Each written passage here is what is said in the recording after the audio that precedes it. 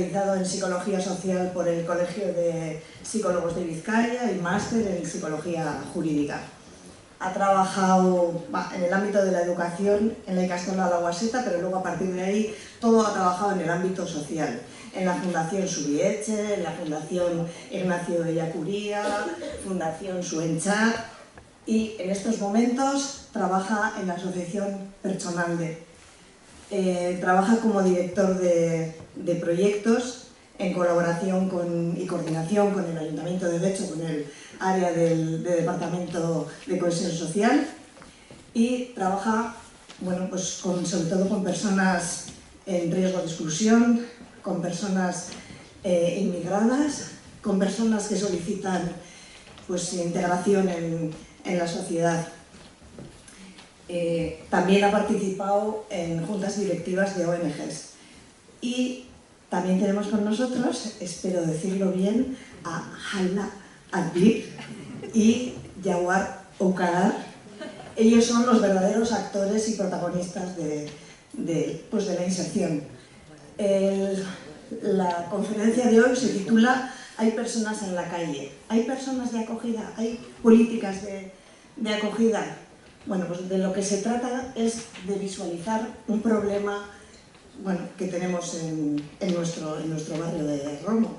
Y hay una asociación, que es la Asociación de Pertsonalde, con un montón de voluntarios y voluntarias que quizás están sentados a tu lado en este momento aquí, que conocemos a un montón de ellos y se dedican a ayudar y a reinsertar, a acoger a personas en riesgo de exclusión, en personas que tienen verdaderos problemas, y bueno, mejor os lo cuentan ellos. Os dejo con ellos.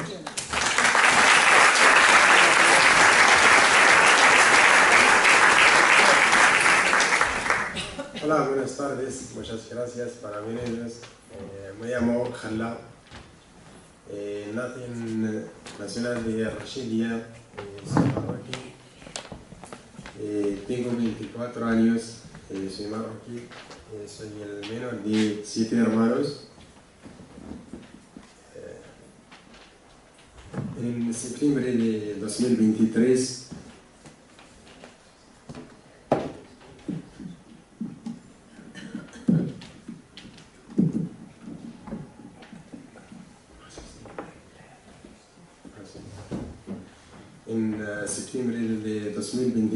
viajé a Canarias, Tenerife, en patera, desde el avión.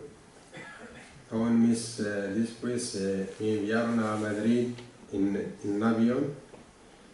De Madrid viajé a Murcia, donde estuve 2 meses en un centro de acogida. Después fui a Almería, allí pasé 20 días, pero no tenía exposición de escrito de castellano,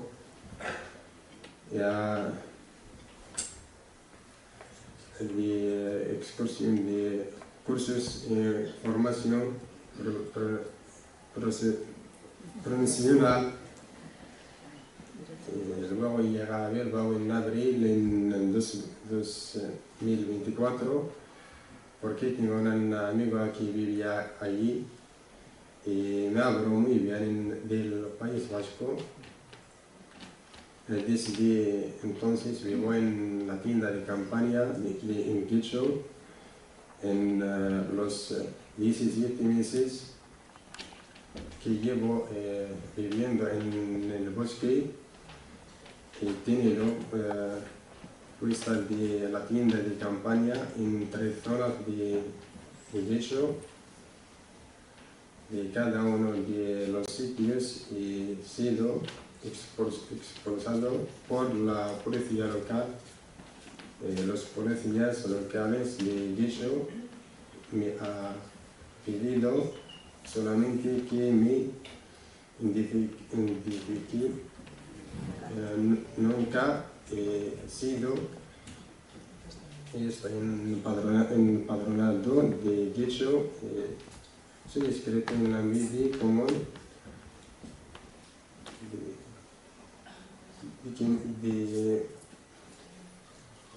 como demandante de trabajo para hacer los cursos de electricidad y tengo tarjeta sanitaria también. Y estudio español por las mañanas en personal y por las tardes estudio para hacer electricista en la escuela profesional de Ocharcoga.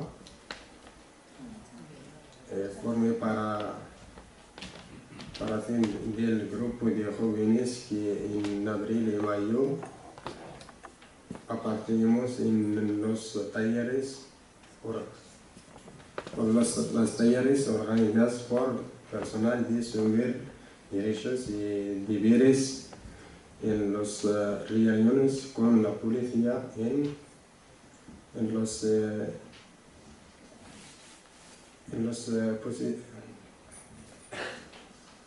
los espacios públicos. Creo que fue un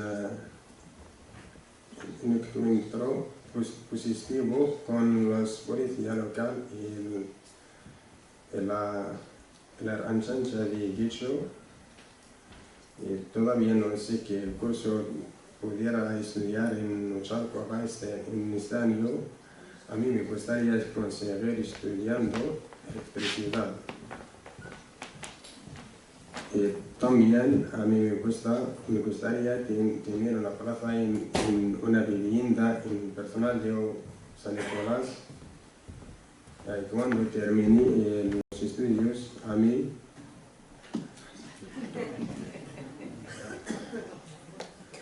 así vale. Cuando termine los estudios, a mí me gustaría conseguir un empleo con el permiso de trabajo. En el futuro a mí me gustaría poder trabajar como electricidad para poder adquirir una vivienda y vivir en Vizcaya y con lo que me paguen para ayudar a mi familia. Es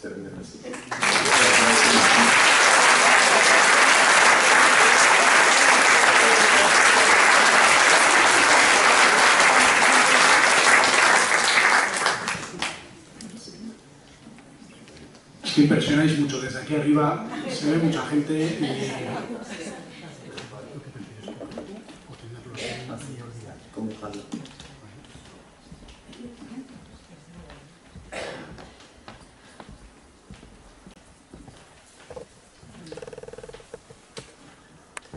Hola, buenas tardes a todos. Mi nombre es Jawad, tengo 21 años, soy berbero, os contaré mi historia. Nací en Beni Mellal, una ciudad que está en Marruecos, a 100 kilómetros de Casablanca, y tiene más de 2.100 habitantes. Viví allí con mis padres y mis 4 hermanos. Hice los estudios de primaria en la escuela de mi barrio. Mi madre viene todos los años a Andalucía a trabajar en la recogida de la fresa. Este año, el mes de mayo, mi madre me visitó 2 días en Bilbao. Uno de mis hermanos pequeños, Jamal, ha intentado 2 veces venir a España, pero no ha tenido suerte. La primera vez, en julio del año 2024, intentó llegar a Ceuta nadando, pero le detuvo la policía. La segunda vez, en septiembre, también le detuvo la policía. Tiene 15 años. Desde que tenía 18 años he estado pensando en venir a España, en venir aquí para tener una vida mejor para mí y para mi familia. Estuve trabajando en Marruecos para ganar dinero y venir aquí. En el año 2023 compré un billete de avión que me llevó de Casablanca a Turquía. Vine por este camino para llegar aquí y el camino fue muy largo. Tuve que luchar mucho hasta llegar aquí. Bueno, más exactamente para llegar aquí a Barcelona en mayo del 2024 y un día después para llegar en autobús a Bilbao. Tenía un sueño cuando estaba en Marruecos. que era llegar aquí y lograr todo lo que quería para ayudar a mi familia. Desde Turquía pasé andando la frontera con Bulgaria y estuve allí en el bosque durante 7 días. Allí me encuentro con un grupo de jóvenes marroquíes y argelinos que también querían llegar a Europa. Y el camino nos unió a todos. Con ellos completé el camino hasta llegar a Serbia. Dormíamos en el monte. Cuando llegamos a Serbia, estuvimos en un campamento. Allí descansé unos días y hablé con mi familia por teléfono para decirles que estaba bien. El país de Serbia fue muy fácil. A partir de allí me siento como en Europa. En Serbia conocí a otras personas que querían llegar a Italia. Nuestro camino era el mismo. Decidimos ir juntos. Dormíamos juntos en el campamento. Entré a la Austria. Al llegar a Austria, descansé allí y hablé con mi familia para contársele. Estuve en Austria 2 meses y de allí me fui hacia Italia. Cuando llegué a Italia, estaban tan felices que se le dejé a mi familia.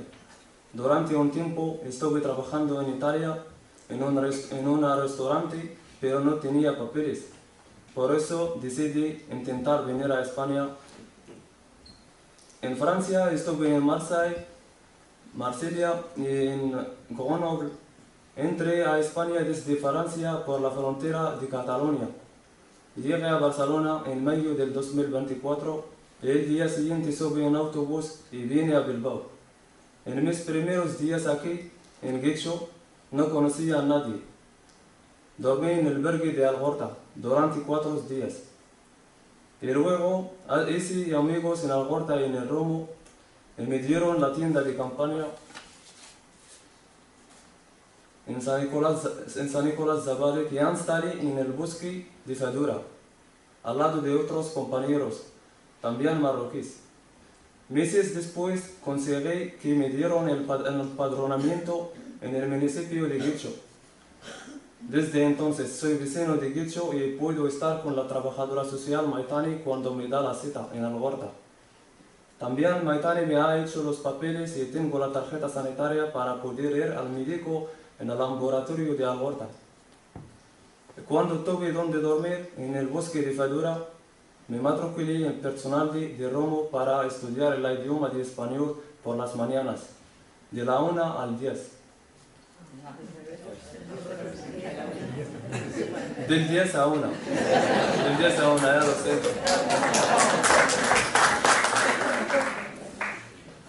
Aquí en estas escuelas, el personal y en San Nicolás Zabale hacen más de lo que pueden para vernos contentos. Están con nosotros como una familia.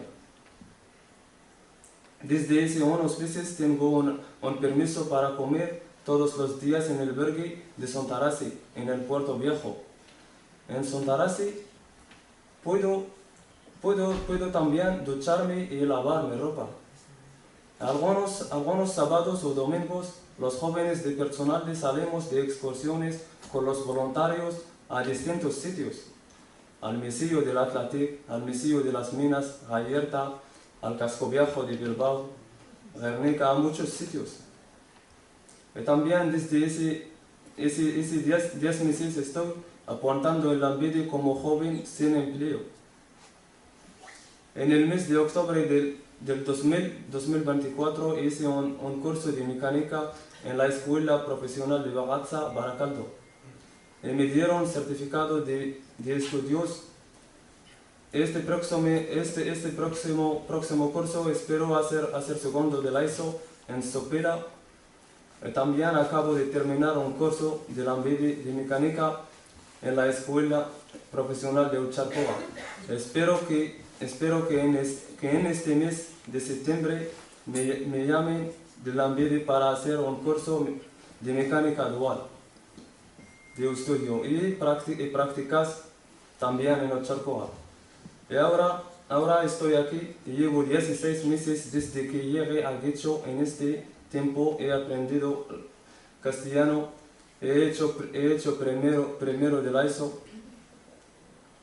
he hecho primero de la ESO, he obtenido el diploma de mecánica, he aprobado el primer curso de mecánica y llevo todo este tiempo en la calle, en el bosque de Fadura, cerca de otros jóvenes. Estoy seguro de que alcanzaré mis objetivos, si Dios quiere. Sufrí mucho para llegar aquí. Ahora tengo que dedicarme a mis estudios para poder alcanzar a mi futuro. Deseo mucho que pronto pueda tener una plaza en una de las viviendas de personal y también que me seleccionen para entrar al programa de trapecista del gobierno vasco, para poder tener una plaza con otros compañeros en una vivienda fija durante un tiempo. Si lo consigo, podré completar el aprendizaje de un oficio a llegar a tener el permiso de residencia y conseguir un contrato de trabajo. Entonces podré ganar un dinero todos los meses para vivir y algún día podré alquilar una vivienda yo solo o con otros compañeros. Y espero poder ahorrar para ir a visitar en Marruecos a mi familia y a mis padres y mis hermanos, a los que no veo hace más de 2 años. Y también algún día me gustaría casarme con una chica vasca y tener una familia aquí con vosotros.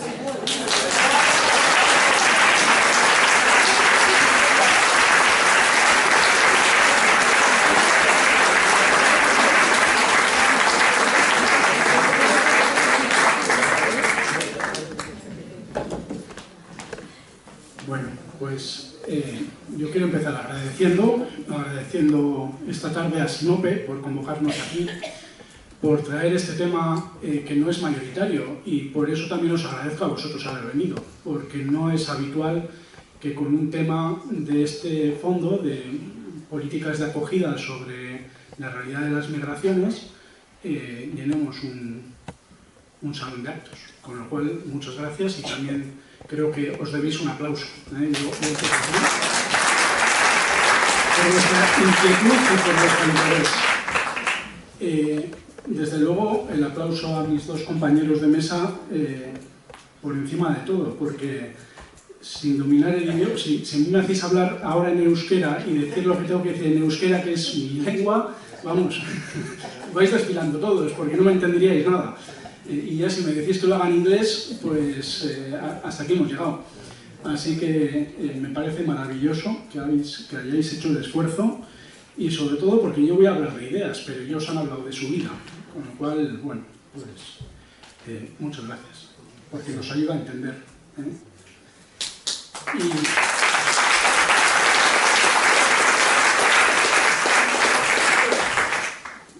Yo cada vez me emociono más con la edad, o sea que dentro de poco no sé yo cómo va a ser esto. Pero bueno, me he escrito el tema porque mis compañeros lo habían hecho y he dicho, pues yo voy a hacer. Sobre todo para que no se me vaya la onda, porque es un tema muy complicado, con 1000 ideas. Entonces, mi intención no es agotar el tema, es imposible agotar el tema, es plasmar algunas cosas, intuiciones, no son certezas, son intuiciones, con lo cual creo que es muy interesante que luego debatamos. Y lo que intento también, para no perdernos en toda la propuesta de ideas, es extraeros a través del PowerPoint algunas ideas que yo creo que son de calado, que, lo dicho, no porque crea que eso tiene que ser así, yo sí creo que eso es lo oportuno, pero en estas certezas yo creo que hay pocas, y que tendremos que ir descubriendo como sociedad qué es lo que más nos ayuda, tanto a nosotros como sociedad, como a las personas que se quieren incorporar y construir con nosotros una realidad nueva, porque los que se sumen traerán sus realidades y lo que es claro es que haremos algo nuevo. No se va a construir algo que ya existe más fuerte. Eso no va a ser así. Esta es una de las certezas que también os expongo a debatir. Bueno, pues con los 2 testimonios que hemos escuchado de Java y Jawad, lo primero que quiero trasladaros es que esto es una mínima parte de la realidad de las migraciones que llega. Mínima parte. O sea, y más en el municipio de Getxo. En el municipio de Getxo, ellos no son la realidad más representativa de las personas que han ido llegando a nuestro entorno. Tendríamos que pensar en mujer, tendríamos que pensar en perfil latinoamericano, tendríamos que pensar en las personas que cuidan de nuestras personas más queridas y mayores, las personas que habitualmente están atendiendo la limpieza de nuestras casas. Esta ha sido la realidad mayoritaria de la migración en Getxo. Y esto es significativo, porque esto es en Getxo y en otro municipio puede ser otra realidad. Y luego trataré un poco más este tema. La realidad mayoritaria no son personas que llegan y van a vivir al bosque, como les ha pasado a ellos. Son acogidos por personas que conocían de país de origen, o familiares, o que viven en las casas que están atendiendo con las personas que cuidan. Esta es la realidad mayoritaria de nuestro municipio en Getxo. ¿Y esto qué importancia tiene cuando estamos hablando de políticas? Pues que el diseño de la política es complejo, es muy amplio y abarca mucha diversidad de realidades y tiene que mirarlas todas. No es lo mismo atender a un joven que viene solo que atender a una familia solicitante de asilo o refugio. No es lo mismo, pero la política lo tiene que contemplar. No es lo mismo ser un menor de 16 años que ser un joven de 19, aunque solo haya 3 de diferencia entre una realidad y otra. Ni jurídicamente ni la propuesta de acogida puede ser exactamente igual. Entonces, estamos hablando de una complejidad grande. No sé si pasaros ya a la primera. Bueno, me voy a ir dando mi tiempo, porque prefiero esto que leeros. Si veo que esto, os empiezo a leer. Y lo que habéis visto, sí, ahora sí os voy a poner la primera filmina. Para mí esta es una clave muy importante y sobre esto podríamos debatir mucho, técnicos, políticos y también población general. Para mí la acogida tiene que ser igual a acogida y proceso de incorporación, ¿vale? Y en esto no todo el mundo coincide. Hay políticas que valoran el que no haya personas en calle, generan tremendos dispositivos de acogida, pero esas personas están abocadas a no poder hacer un proceso vital. Están abocadas en muchos casos a tener un espacio más digno que un bosque, desde luego, tener un espacio en una litera, una comida caliente o 3 al día, y hasta que me aburra, porque no voy a poder hacer proceso, ¿vale? Y hay en otras situaciones, como la que estamos viendo ahora, que tienen capacidad de hacer cierto proceso, están empadronados, reconocidos como ciudadanos de Getxo, inscritos en Ambide, lo han dicho ellos, o sea, que no estoy diciendo yo, esta es una realidad. Con tarjeta sanitaria, haciendo cursos de formación, aprendiendo castellano, pero en la calle. Con lo cual, aquí vemos que hay proceso de incorporación, pero no hay una política de acogida real, ¿vale? Entonces, tienen que darse las dos situaciones. ¿Esto es infinito? Bueno, de esto va esta charla. O sea, hay límites en las cosas. Pero es que salto al final y estoy en el principio, pero todo esto es de lo que tendríamos que hablar hoy. Para mí es fundamental entender que es importante que se den las dos variables, acogida y proceso de incorporación. Y si no, esa política no está abocada a un proceso efectivo que haga una sociedad más cohesionada y que permita un desarrollo tanto a las personas que llegan como a la sociedad que acoge.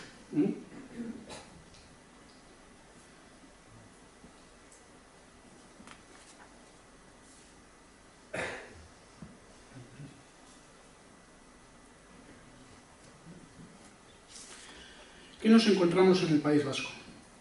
Claro, en el País Vasco nos encontramos que tenemos respuestas y servicios, las hay. Ellos comentaban, yo quiero entrar en los pisos de San Nicolás, o en el de Pertsonalde, o en el programa Trapecista. Ellos conocen que hay realidades. Un solicitante de asilo o refugio te dirá, yo quiero entrar en el programa de protección para los solicitantes de asilo o refugio, o en su defecto en el programa de Diputación de Goiave, o Y existen programas, existen servicios. Estamos en mejor situación que en general, que en las comunidades autónomas del entorno. Bueno, yo diría que sí. Yo diría que sí, de forma genérica diría que sí, tendríamos que analizar con detalle, ¿no? Pero de forma genérica diría que sí. Y ya os voy apuntando ya otra cosa.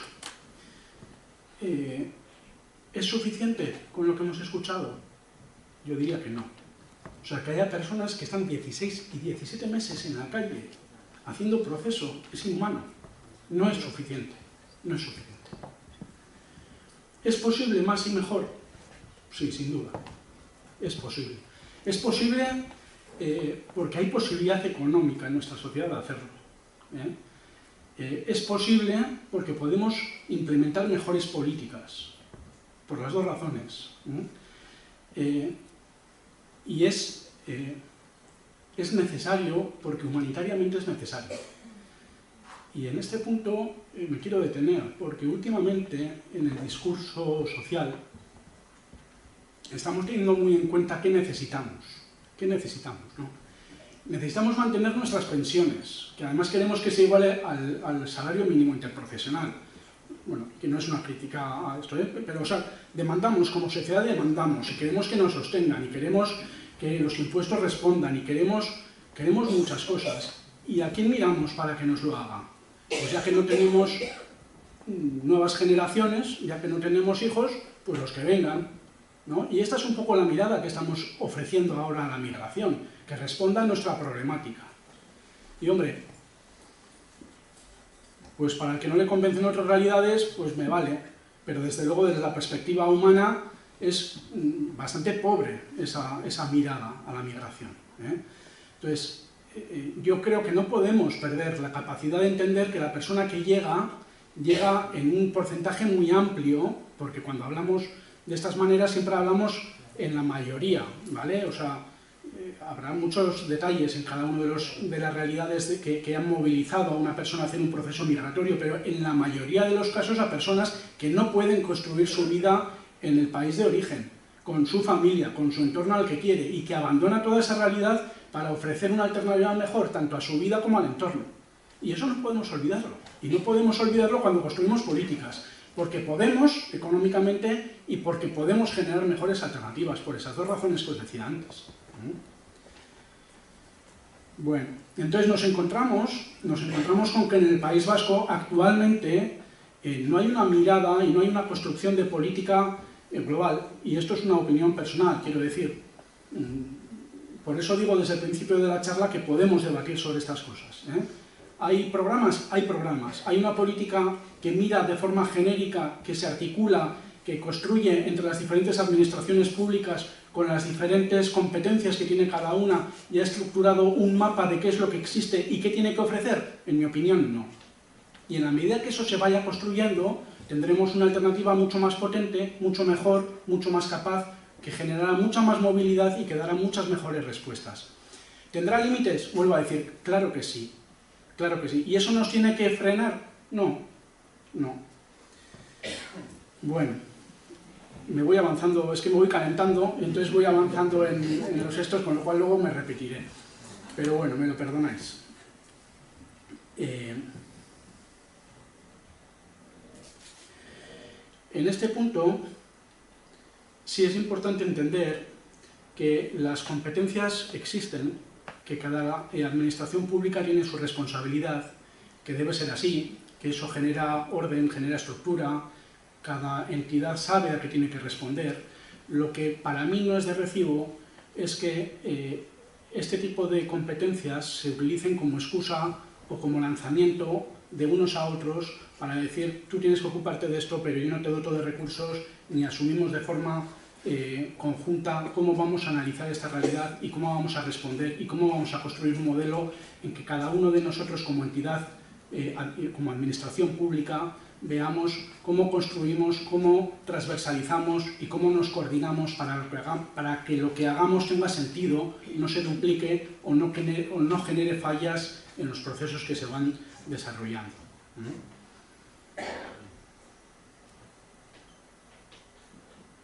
En este sentido, son los ayuntamientos los que tienen las competencias de los procesos de acogida. Y en este sentido, a día de hoy, no existe una normativa determinada ni un presupuesto específico de forma general para que cada uno de los ayuntamientos o mancomunidades desarrolle una cartera de servicios en este sentido, en la dinámica de acogida. Entonces, es un poco el sálvese quien pueda, cada uno que haga lo que considere o lo que le parezca oportuno.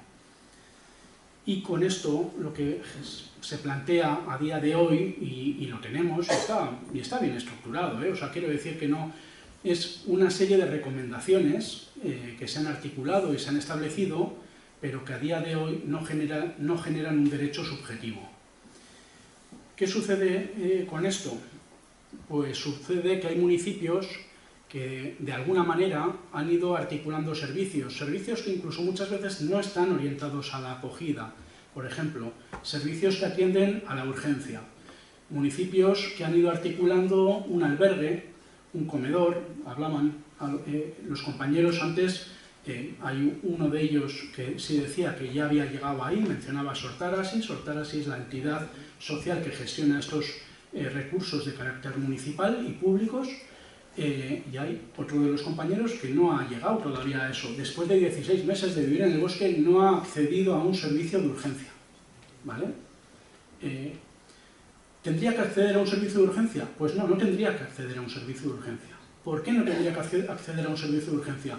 Porque no es una persona que ha venido en situación de exclusión. Es una persona que ha venido en una situación de vulnerabilidad.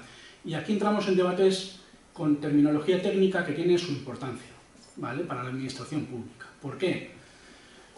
Porque una persona, por decirlo muy rápidamente, y se puede matizar todo claramente, pero una persona en situación de exclusión es una persona que ha perdido la capacidad, por decirlo de alguna forma, y el interés de hacer un proceso de incorporación. Y está en un contexto en el que ya no quiere hacer un proceso, ¿vale? Ha roto sus capacidades personales, muchas veces tienen asociadas enfermedades mentales, otras patologías, consumos, las habilidades interrelacionales están muy mermadas. Bueno, son personas que conviven con nosotros, que les vemos en la calle, pero que es muy difícil ofrecerles algo que de nuevo vuelva a generar que esa persona se vuelva a incorporar en lo que consideramos un proceso de socialización ordinario, ¿vale? Estas personas que vienen con un proceso migratorio, de forma genérica y mayoritaria, no vienen en esas condiciones. Vienen con sus habilidades personales completamente desarrolladas, con ganas y necesidad de aportar al entorno social en el que se suman, con ganas de participar, de estudiar, bueno, lo que estáis viendo, incluso desde la calle. Yo lo que quiero es formarme, sumar, tener un trabajo, tener una novia, hacer una vida que consideramos mayoritariamente ordinaria, por decirlo de alguna manera. Y están en un contexto de vulnerabilidad, porque no tienen todos los recursos necesarios para poder organizar su vida de una manera con los recursos básicos necesarios para poderla organizar. Se ve la diferencia, entiendo que la expreso bien, ¿no? Entonces, los recursos que habría que implementar para atender a la vulnerabilidad, no hacerles entrar en un circuito con personas que ya están en procesos de exclusión, ¿vale? Hoy por hoy, para ellos, tener se prorrogan algo más. Es una suerte tener duchas, Entonces, entender cómo la política de acogida a las personas migradas entrar en los circuitos de exclusión es una aberración. Y mientras no construyamos procesos o servicios que atiendan a la vulnerabilidad para poder atender a esas personas que van llegando, pues abocaremos a estas personas a esos circuitos. Bueno, hoy por hoy, me he ido, pero vuelvo, hoy por hoy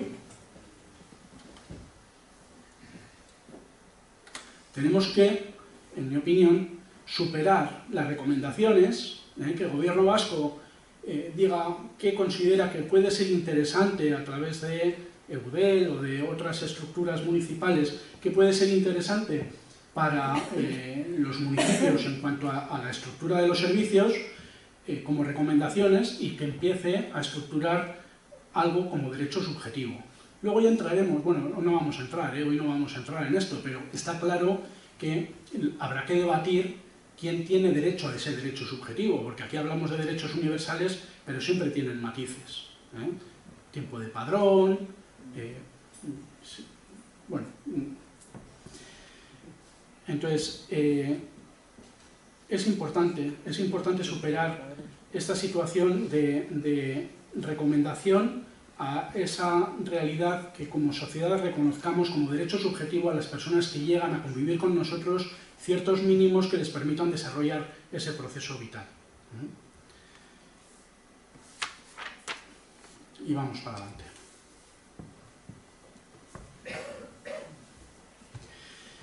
¿Qué sucede con esta situación en la que hay recomendaciones y unos aplican algunos servicios y otros no? Pues sucede que en los procesos de acogida se van polarizando las llegadas. En Euskadi hay unos cuantos municipios, como decía antes, que tienen sistemas de atención a la urgencia, recursos, mejor dicho, de atención a la urgencia, que manejan el padrón social, que manejan ciertas herramientas, aunque sean muy básicas, que a la persona que llega le permite entender que ahí va a tener capacidad de estructurar un proceso o un proyecto vital exitoso o por lo menos con cierto itinerario. ¿Qué es lo que sucede? Pues que cuando yo percibo esto, como no soy tonto, me acerco a esos recursos, me acerco a esos municipios. ¿Y qué es lo que sucede? Que como los recursos no son ilimitados, esos recursos se saturan. ¿Y a partir de ahí qué sucede? Que la respuesta de la administración pública es: yo no dimensiono más. No dimensiono más. O sea, yo ya estoy cumpliendo la ley con los servicios que tengo, ya cumplo. Con lo cual, pues si hay personas que tienen que pasarse 16 o 17 meses en la calle, pues tendrán que pasarlos, porque yo no tengo capacidad de dimensionar más este recurso. Eso un municipio, claro, estamos perdiendo ya la noción de la globalidad, de la capacidad que podría darse si hay una red de municipios potentes con el análisis que comentaba antes y con la transversalidad y coordinación entre las diferentes administraciones, ¿vale? Pero estamos ahora, eso no existe, estamos ahora en municipios que dan ciertas respuestas. Y entonces, ¿qué sucede? Que las personas que llegan en situación de vulnerabilidad pueden acabar en circuitos de exclusión. ¿Por qué? Porque yo no aguantaría 17 meses en la calle y posiblemente mi cabeza empezaría a funcionar de otra manera, ¿vale? Porque la salud se resquebraja, porque la esperanza se rompe, porque, bueno, podemos sumar todo lo que queramos y en muchos de los casos ya nos imaginamos y conocemos, Y esto en el caso de las personas que van llegando, pero la sociedad también empieza a preocuparse. Oye, yo es que debajo de mi casa antes había una persona y bueno, pero es que ahora hay 7. Y luego hay otro, o sea, ese es un sector que empieza a ver con preocupación lo que tiene en la calle. Y luego hay otro sector que demanda a la administración, decir, oye, que no puede ser, que no puede haber 100 personas en los bosques del entorno, hay que dar respuesta. Y entonces la administración, ¿qué dice? O sea, yo he implementado recursos y tengo un sector de la población que me dice que no quiere a más gente en calle, y otro sector de la población que me dice que todavía dote de más recursos. Pues esto de generar recursos no es rentable. Como administración solo me caen tortas. Y entonces el municipio que no ha implementado ningún recurso dice, uff, calladito y así estoy muy bien. Mientras no los implemente no me viene nadie, y encima mi población no tengo ni a quien me critica por establecer servicios, ni a quien me critica por no establecer los suficientes para dar respuesta a toda la necesidad. Con lo cual sale bastante rentable socialmente no dar ese paso. Bueno, pues esto nos tiene que cuestionar. Y mientras no sea algo que exija que todos a una vayamos dando una respuesta, esto, en esta sociedad lo del fútbol se entiende muy bien, ¿no? Pues esto es como cuando el delantero va hacia la defensa del otro a generar presión y todo su equipo se ha quedado atrás. ¿Qué le pasa al delantero? Que se agota y no consigue nada. Pues esto pasa a los municipios que empiezan a dotar de recursos, son los únicos y el resto de la sociedad está ahí atrás. ¿Vale? Pues esto no nos lo podemos permitir. Es un absurdo.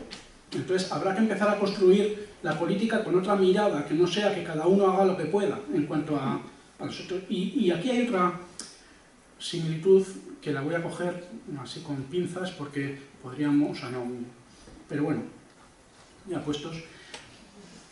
A nivel estatal, sabéis la situación que hay con los menores, que van llegando, que llegan sobre todo a las islas, que tienen dificultades luego, porque hay muchos jóvenes, muchos menores ahí, hay comunidades autónomas que apenas atienden a menores, hay otras que hacen un esfuerzo mayor y llevan tiempo respondiendo a la realidad, y lo que se plantea es que, bueno, que socialmente a nivel del Estado haya una respuesta corresponsable en la atención a estos menores, ¿no?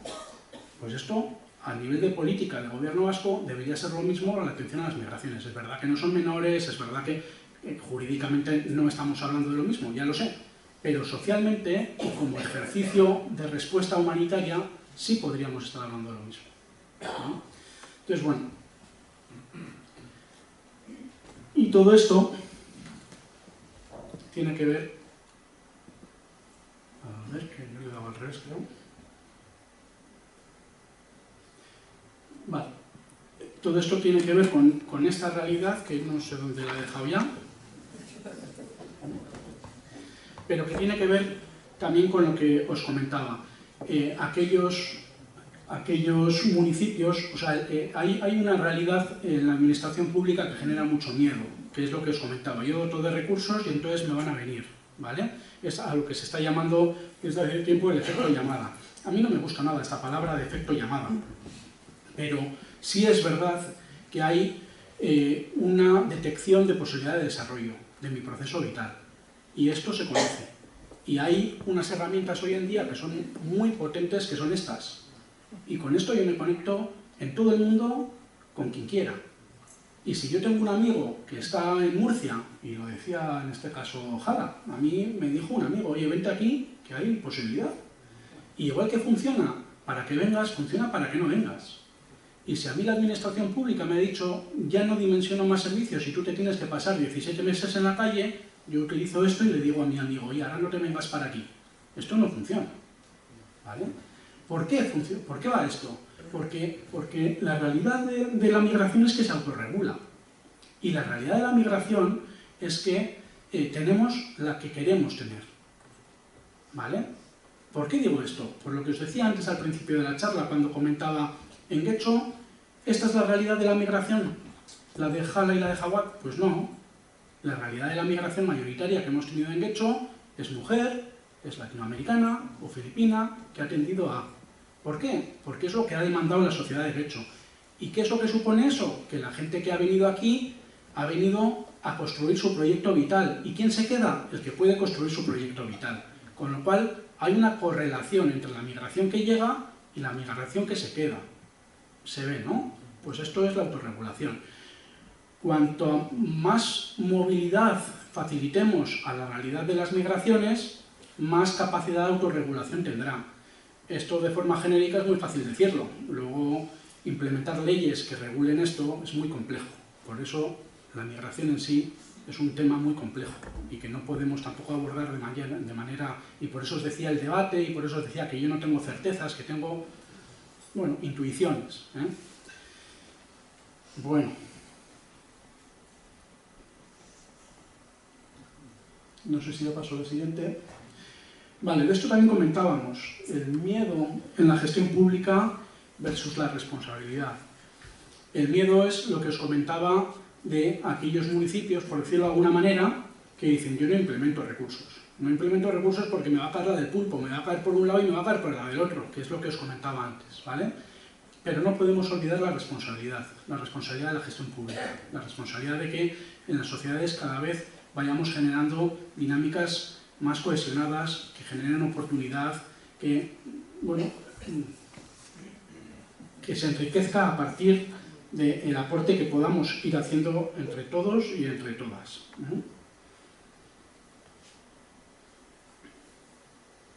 Bueno. Veo que he avanzado bastante sin mirar los apuntes, con lo cual lo tenía bien estudiado. Me sitúo para que no se me quede ninguna idea en el...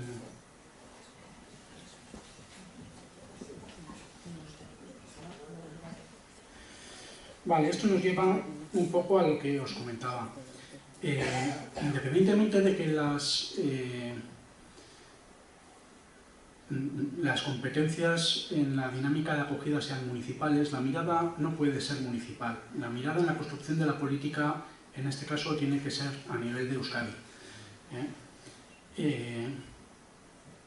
Tiene que ser una mirada que atienda a toda la realidad de la migración, que ya hemos comentado que es muy plural. No son solo las realidades de los jóvenes, sino que hay realidades muy complejas, muy diversas, y la mirada tiene que ser global. Por supuesto que se tiene que estructurar en programas y en respuestas concretas, pero tienen que tener dinámicas coordinadas, tienen que ser transversales, tienen que dar continuidad a los procesos que se realicen, tienen que pivotar en lo municipal, que es donde se genera la convivencia, tiene que estructurarse de una manera global, no puede ser que unos establezcan diversos recursos y otros no.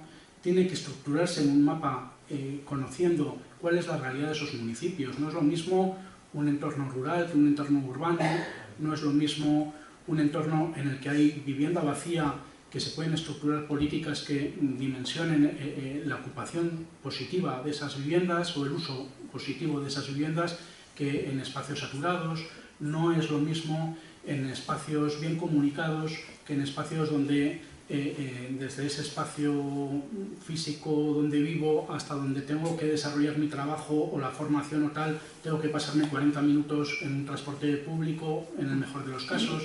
Todo esto hay que analizarlo a la hora de construir las políticas, los servicios y las respuestas. Y en cada uno de los casos tendré que ver, como administración pública, qué servicios debo dimensionar, y muchas veces igual no tienen que ser atendiendo a la migración, sino a la población que reside en ese municipio, sea de aquí o de allá, en ese momento, para que puedan desarrollar mejor sus procesos vitales.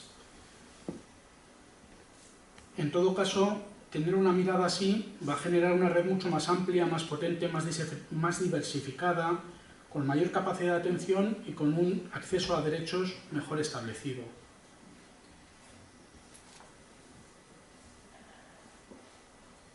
Os voy a poner otra que hemos comentado. Estas son dos ideas que me parecía importante destacar, ¿no?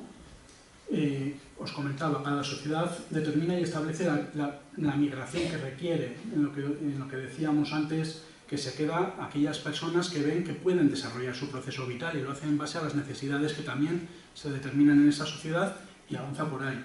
Pero que no podemos centrarnos nada más en las necesidades de nuestra sociedad, sino que tiene que haber una realidad que se basa en el contexto humanitario. Que las personas que llegan son personas y que como personas tenemos que responder también a su proyecto vital y a su desarrollo. Bueno, y voy terminando. En este sentido, yo creo que tenemos modelos y yo creo que podemos, de alguna forma, no contentarnos y no pensar que esto es la panacea ni que hemos descubierto algo novedoso, pero sí poner en valor también lo que vamos construyendo. En Getxo hoy tenemos dos jóvenes que llevan 16 y 17 meses viviendo en la calle, pero también en Getxo tenemos un padrón por servicios sociales que no todos los municipios están desarrollando. Tenemos unos servicios de urgencia que están dimensionados, que tienen un albergue, que tienen comedor, que tienen ducha, que tienen... Tenemos una propuesta de acogida residencial temporal, tenemos una propuesta de acogida específica que está, antes comentaban, pivotada en personal y en San Nicolás Zabalik, pero es con dinero público y responde a un servicio público, coordinado por servicios sociales, en el que hay un modelo de intervención comunitaria donde hay más de 300 personas voluntarias del municipio de Getxo que están acompañando a estos jóvenes. Y de hecho en esta sala hay muchísimas personas que conocéis y acompañáis y pasáis tiempo y disfrutáis y escucháis y compartís con Jala y con Jawad. Y eso hace comunidad, y eso hace convivencia, y eso hace ciudadanía, y eso no se puede renunciar. No es suficiente, porque ellos siguen viviendo en la calle, pero es algo que construye y que tenemos que seguir en esa línea. Hay un servicio municipal transversal en Bilbao, surgió el Arreragune, aquí llevábamos 2 años antes ya con una oficina de acogida, con menos recursos, pero con la misma mirada, con una mirada transversal que intenta que aquellas personas que llegan, que bueno, les puede hacer falta también ese alojamiento como a Jawad y a Hala, o no, porque llegan a vivir con su familia o con conocidos, o han encontrado un trabajo que les permite sostenerse, pero les viene bien tener una referencia de cómo hacer los trámites con los colegios, de cómo acercarse al polideportivo, de qué entidades de jóvenes o de euskera o de ocio y tiempo libre, y todo esto lo da la oficina de acogida, y también se coordina con servicios sociales, y también atiende cómo tienes que hacer la tarjeta sanitaria o acercarte al ambulatorio. Bueno, pues todas estas cosas, este servicio también lo centraliza y atiende a otras cosas que no son necesidades básicas, alimento y alojamiento, pero sí a cómo me tengo que mover en el entorno, cómo me puedo relacionar, cómo puedo ampliar mi base, bueno, mi capital social, por decirlo de alguna manera, ¿no? Y mi información. Como hay servicios como la EPA, hay servicios como la ANVIDE, que tienen que mejorar, seguro que sí, que hay que ofrecer más plazas, claro, pero existen. Hay una coordinación constante con servicios sociales desde las entidades que estamos trabajando en estos ámbitos y en estos servicios públicos. Hay relación con entidades del municipio que desarrollan servicios de orientación formativo-laboral. Hay un tejido asociativo potente y diverso. Está bien comunicado. Hay múltiples servicios. Handicaps. Pues yo, hoy por hoy, sin dudar, hablaría de la vivienda. Es un gran problema, no solo en Getxo, y no solo para las personas migradas. O sea, esto, claramente, tenemos un problema como sociedad que vemos la vivienda como un negocio, y mientras lo veamos así, habrá personas que vivan en la calle, y cada vez las habrá más. Entonces, bueno, para reflexionar. Y ahí tenemos un problema de acceso al mercado laboral también, entre otras cosas por aspectos que no controlamos en el 100%, quiero decir, pues la ley de extranjería que nos establece aquí, en el caso de las personas migradas, establece unas dinámicas y unos límites que condicionan el acceso al mercado laboral, aparte de si hay trabajo o no hay trabajo, etcétera, Y entonces, en este sentido, nos encontraremos siempre... No he pasado al final, pero quería...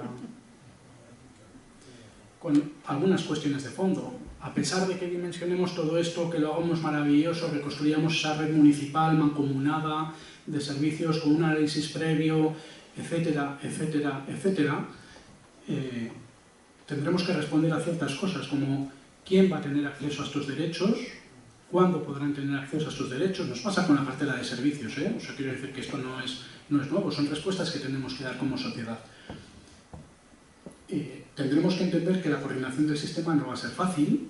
Yo estoy diciendo que tendría que tener una mirada a nivel de comunidad autónoma, pero sin embargo la base de la gestión, no todo, habrá programas que no, pero la base de la gestión va a ser municipal. Pues, y luego meten los partidos políticos, cada uno de un acuerdo, bueno, suma y sigue, ¿no? O sea, quiero decir que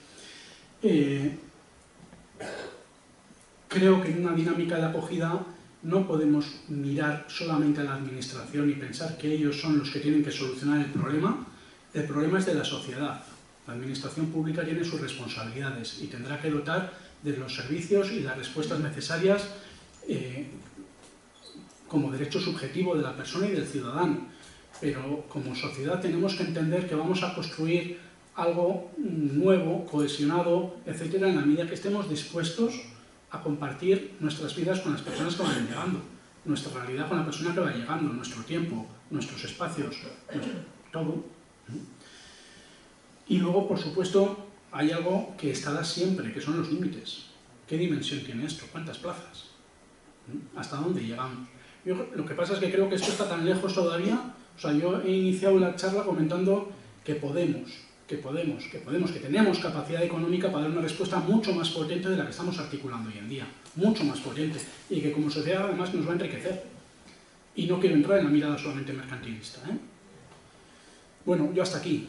Siento los vaivenes y pero bueno, lo tomaba más como un diálogo y me he sentido con esa libertad. Y ahora me gustaría mucho debatir porque creo que es necesario. Es necesario.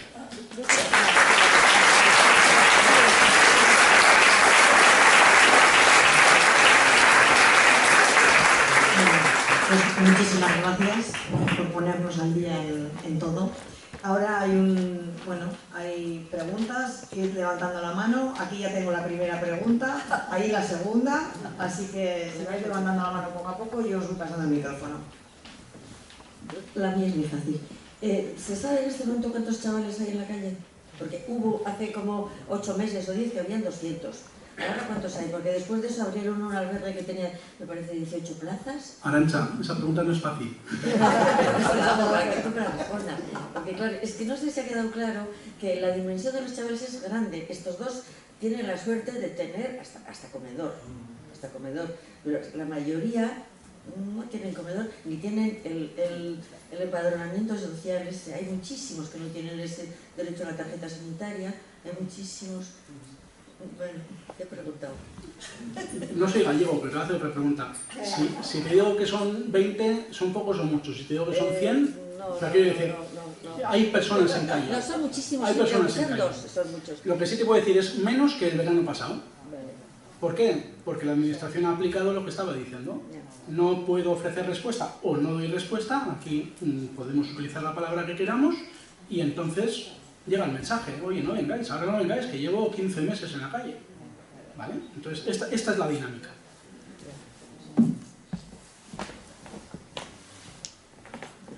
Bueno, yo me voy a poner de pies porque no voy a hablar para ellos, voy a hablar para vosotros. No me cansaré nunca de exigir a la administración lo que tiene que hacer y lo que tiene que dar a estos nuevos vecinos. Son vecinos nuestros, de hecho, están empadronados. Pero es que también aquí voy a aprovechar este aforo de más de 400 personas, que seguro que sabéis muchas veces cómo hay pisos vacíos, cómo hay gente que tiene miedo a alquilar.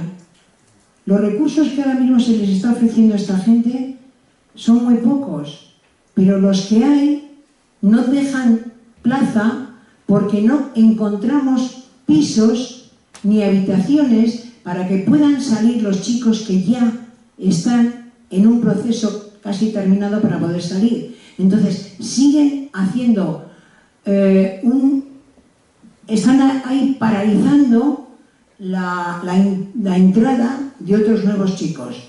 Entonces, cada uno de nosotros tenemos también la responsabilidad de, si conocemos a alguien o tenemos nosotros mismos esa posibilidad de dar en alquiler o alquilar habitaciones para estos chicos, por favor no lo dudéis. Hablar con nosotros, digo nosotros porque pertenezco a Pertsonalde y estamos continuamente en esta lucha.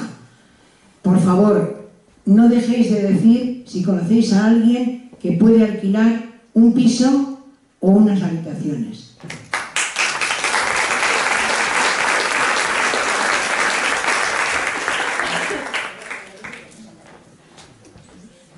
Os pensabais que era una charla y que no había anuncios, ¿no? Pues aquí... Muy interesante. A mí me gusta comentar en estos casos que hay países en el mundo en los que la pobreza es algo estructural, en el sentido de que prácticamente no se puede erradicar. Luego hay otro tipo de pobreza que se puede dignificar, que se puede mejorar, que podemos incidir en ella. Y pienso que tenemos las herramientas, Has comentado la administración pública, la sociedad, tenemos las herramientas para incidir en que las condiciones de vida sean lo más dignas posibles, ¿no? Entonces esa es la reflexión que dejo, que nosotros tenemos la posibilidad de incidir en nuestro entorno, ¿no? Hay países en el mundo pues, que la gente vive al día, con lo que... Y bueno, es una realidad también, ¿no? O sea, esa es una realidad que existe, al fin y al cabo. Bueno, esa era mi pequeña...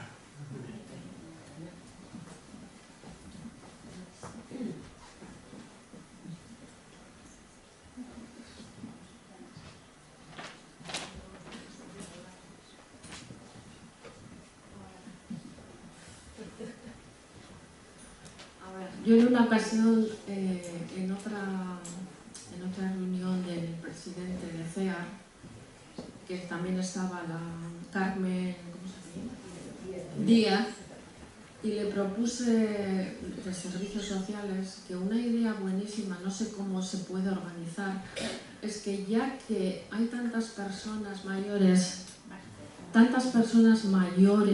que están solas, que es un problema enorme, ¿no se podría hacer un programa para que esas personas estuviesen acompañados o viviendo con alguno de estos chavales?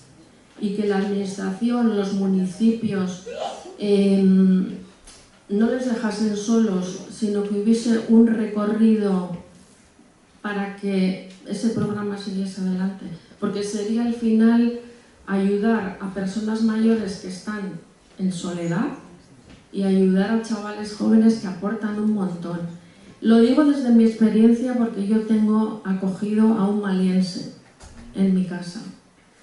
Va a hacer 4 años y creo que es, no sé, una de las experiencias más maravillosas. Ya está trabajando, o sea, ha sido un recorrido largo, pero claro, con una persona que te puede orientar, que te puede guiar, que te puede acompañar, es que todo es muy fácil. Y ya está trabajando.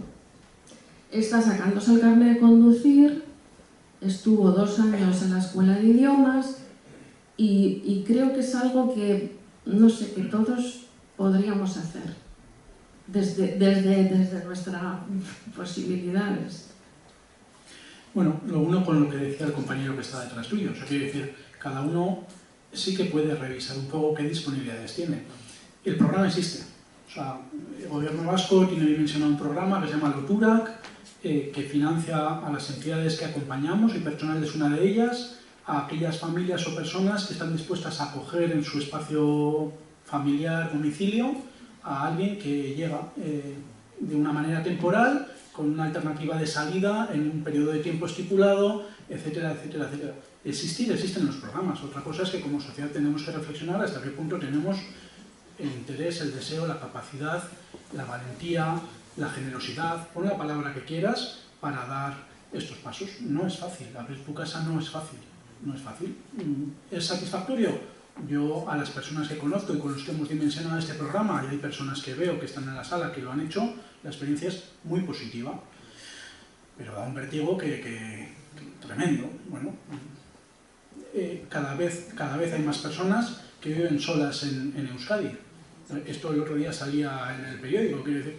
Bueno, pues son fórmulas que hay que explorar, pero la solución, o sea, son fórmulas muy interesantes, comunitarias, etcétera, pero posiblemente no sean la solución, también lo digo, ¿eh? También lo digo. Pero bueno, invita a la reflexión y yo te agradezco mucho que hayas expresado tu experiencia, sí, sí. Sí, porque a veces es el miedo, ¿no?, que tiene la gente. Y quizás si conoces una historia, pues... Segundo anuncio.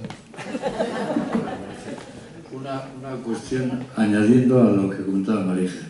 Cuando hablaba de alquiler de pisos o de habitaciones, la garantía la ofrece Pertsonal. Es decir, hemos intentado alquilar, de hecho gestionamos actualmente, creo que son 7 pisos, de los cuales tenemos alquilados 5 y 2 son municipales. De esos 5 solo hay uno de una persona particular, estos son de parroquias. Es que no nos alquilan ni a nosotros. No es que alquilen a personas migradas, no. A nosotros como asociación tampoco. Porque respuestas como, es que este piso para esta gente, yo, bueno, igual les conoces, ¿no? Pues sabéis que van a venir aquí o qué.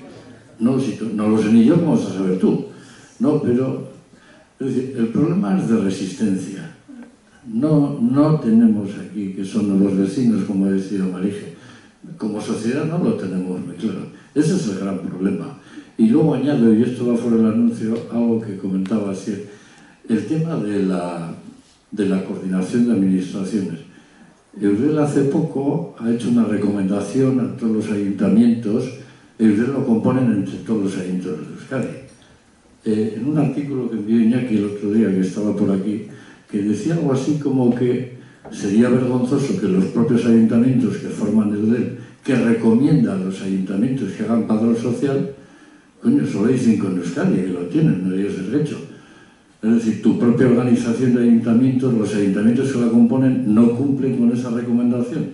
Esto es una paranoia total. Ese es el problema.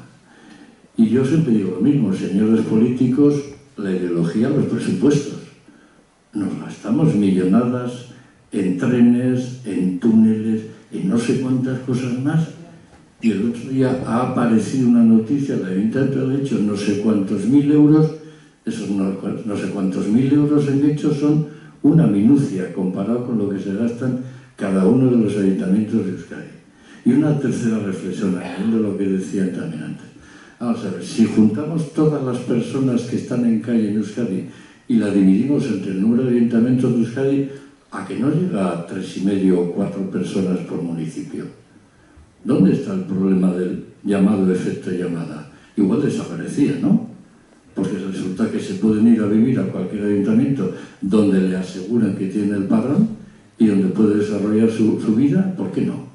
Pero claro, aquí el problema es lo de siempre. ¿Y quién paga la merienda? Y dejo la pregunta porque nadie levanta la mano. ¿Qué es el padrón social? Me lo puedo imaginar, pero exactamente no sé. ¿Qué es el padrón social?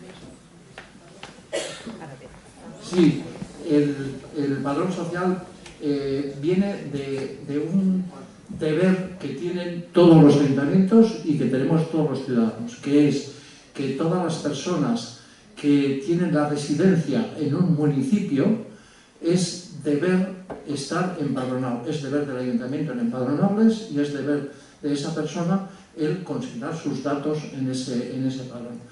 Pero, claro, la referencia de la residencia que tenemos es un domicilio. ¿Qué pasa con las personas sin techo? Es decir, con las personas sin hogar. Pues que no tienen domicilio. Entonces tienen el deber de empadronarse, pero no podrían llegar a empadronarse si no se busca una fórmula apropiada para ese fenómeno concreto. Y esa fórmula también está prevista en la ley, a pesar de que muy pocos municipios, de los 252 municipios del País Vasco, no llegan a 10 los que tienen realmente funcionando un padrón social. Pues la solución es muy sencilla. A esas personas, os lo podrían explicar ellos, el ayuntamiento les empadrona y les da como referencia de domicilio una oficina municipal. En concreto, en Getxo hay dos referencias, una en Algorta y otra aquí, en Roma. Y entonces tienen la obligación, cada un determinado tiempo, aproximadamente cada 15 días, de pasar por esa oficina para ver si tienen algún tipo de comunicación administrativa o si tienen, el ayuntamiento tiene que relacionarse con ellos. De esa manera, esas personas tienen domicilio, al tener domicilio están empadronadas y al estar empadronadas, en ese mismo momento pasan a ser ciudadanos en el sentido de que generan derechos. Derechos a prestaciones que son debieran de ser inmediatas, lo que pasa es que luego todo se demora, por lo que se decía antes, porque se saturan en 3 ayuntamientos o en 5 ayuntamientos, pues esos ayuntamientos tardan en tramitar. Pero de ahí se pasa a la tarjeta sanitaria, o sea, inmediatamente, teóricamente, no debiera de ser más de 6 meses, en este momento se está tardando 6 meses en obtener la tarjeta sanitaria.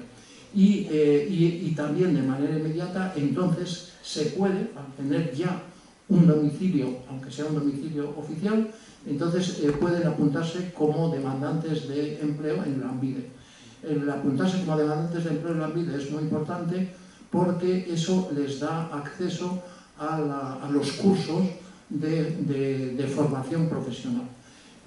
Además de eso, y aunque no estén empadronados, hay algunas prestaciones que las tienen desde el minuto cero, que son en concreto las educativas. Es decir, que aunque no tengas domicilio, sin embargo, sí puedes estar en una EPA, sí puedes hacerla eso, ¿no? Bueno, pues ese es el empadronamiento social.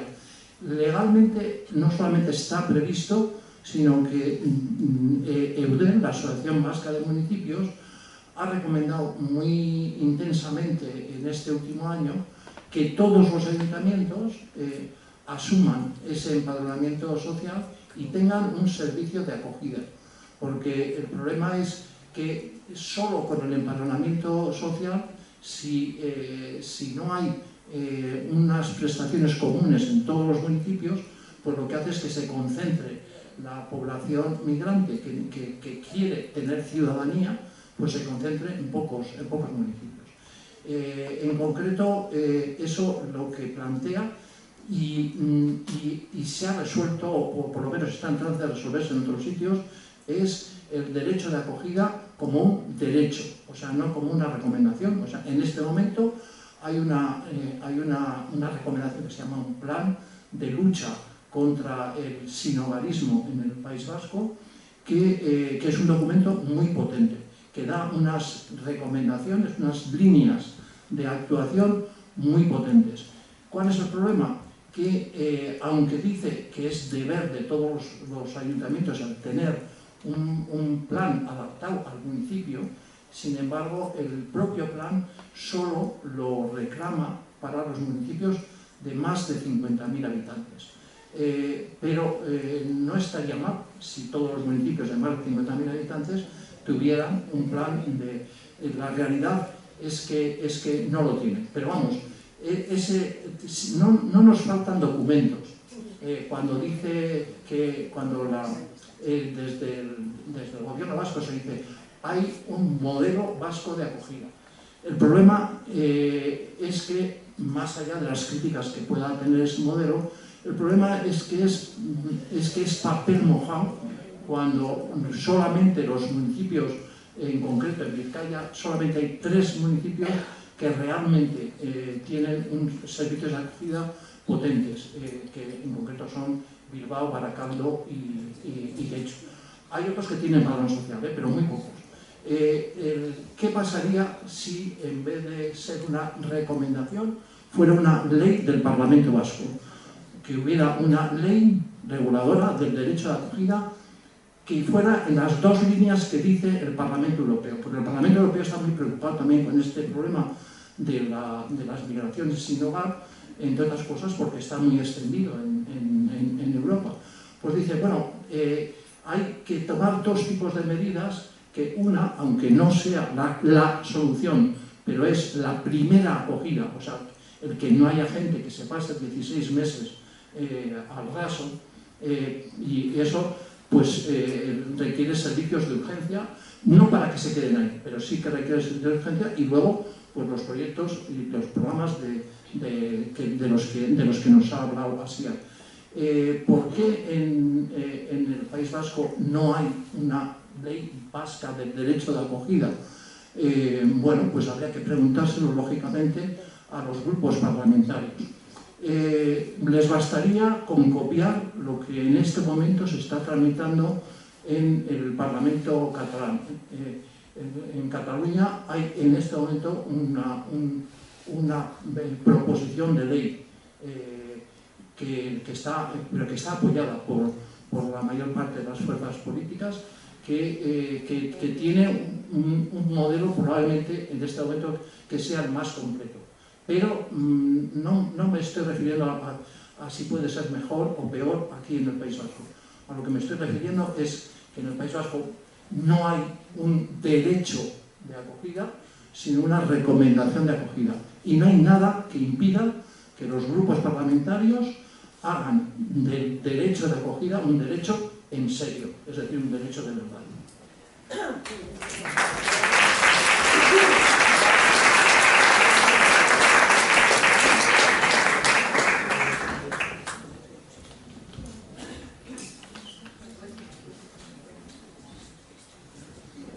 Bueno, retoma lo que acaba de decir la última persona que habló sobre el derecho de acogida y sumo el derecho a migrar. Voy a contar una pequeñísima experiencia. El año pasado pasaron en Las Arenas, en un ciclo de cine, la película Mi Capitán, que habla del proceso migratorio de una persona que viene de Senegal, un joven, todo lo que sufrió para llegar y tal. Durísima la película para ver. Después hubo un debate y en el debate se ponía en cuestión, muchas de las personas de nuestros vecinos decían, bueno, si va a sufrir todo eso, ¿para qué vienen? ¿No? Poniendo en cuestión ese derecho migratorio, esa historia. ¿Para qué venís si vas a sufrir todo eso? ¿Para qué venís? ¿No? ¿Por qué vienen? Entonces, creo que muchas de las personas que estamos acá, como bien decía vos, Asier, seguramente no pensamos eso, seguramente no ponemos en cuestión por qué vienen. y después de escuchar los testimonios de nuestros compañeros aquí presentes, pero muchos de nuestros vecinos y vecinas y familiares sí, y habremos escuchado un montón de veces ese relato, y creo que es importante remarcar que todas las personas tenemos ese derecho a migrar y que detrás de cada persona hay un proceso migratorio muy difícil, muy duro, y que una vez que se llega, esos pasos que hay que dar, que duran meses, que duran años, en el que no se te permite fallar, porque si fallas, quedas fuera, quedas excluido, y en el caso de las personas que están en situación de calle, mucho peor. Entonces, es importante la red, la comunidad, el boca en boca, en transmitir buenas prácticas. Es importante que podamos encontrar espacios de encuentro en comunidad. En mi caso, soy una persona que emigró hace 7 años, que soy vecina de Guecho, y mi Herrera ha sido muy positiva. Y sin embargo, con todos los privilegios, porque tener una Herrera, una acogida buena, es un privilegio para una persona. Dentro de las personas migrantes hay algunas que tenemos los privilegios por haber tenido los papeles a tiempo. Entonces, habiendo tenido esos privilegios, ha sido durísimo migrar. Imagínense para las personas que sufren tanto tiempo de estar en situación de calle. Los invito y las invito, y ya era bien el cuarto o quinto anuncio de la tarde, a encontrar esos espacios. Hay muchos espacios de encuentro que se promueven en Guecho. Ahora, fin de año, tenemos uno que se va a hacer aquí mismo, en la Plaza Santa Eugenia, a fin de mes, el 28 de septiembre, todo el día. Vamos a tener una jornada hermosa de encuentro que se viene haciendo ya hace 6 años, que es Guecho Munduca Rosa, un espacio para que nos conozcamos entre vecinos y vecinas de todas las latitudes, y que otra cosa que se suele decir, bueno, si vienen a trabajar, sí, si no, no. No es solamente el venir a trabajar, el migrar, es venir a vivir, como decían antes en lo que leyeron, ¿no? Venir a enamorarte, venir a encontrarte, a hacer amigos, a hacer redes, ¿no? En otra época, gente de esta tierra migró hacia otras latitudes. Es un derecho que no nos tenemos que olvidar, que todas las personas lo tenemos, sin importar dónde hayamos nacido.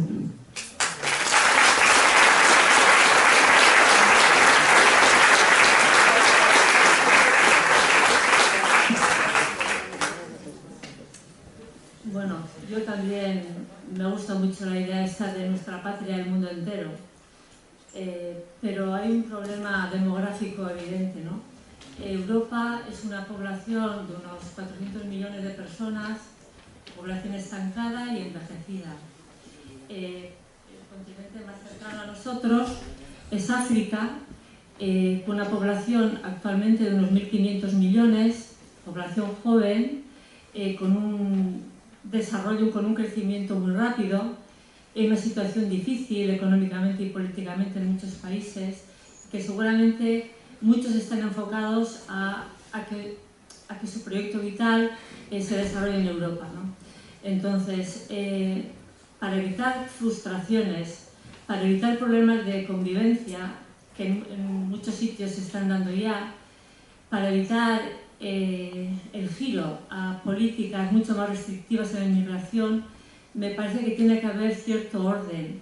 Tiene que haber ciertas políticas en que hagan que la gente no tenga que emigrar a vivir en un bosque meses y meses, o que tengan que perder la vida pasando de Mauritania a Canarias, ¿no?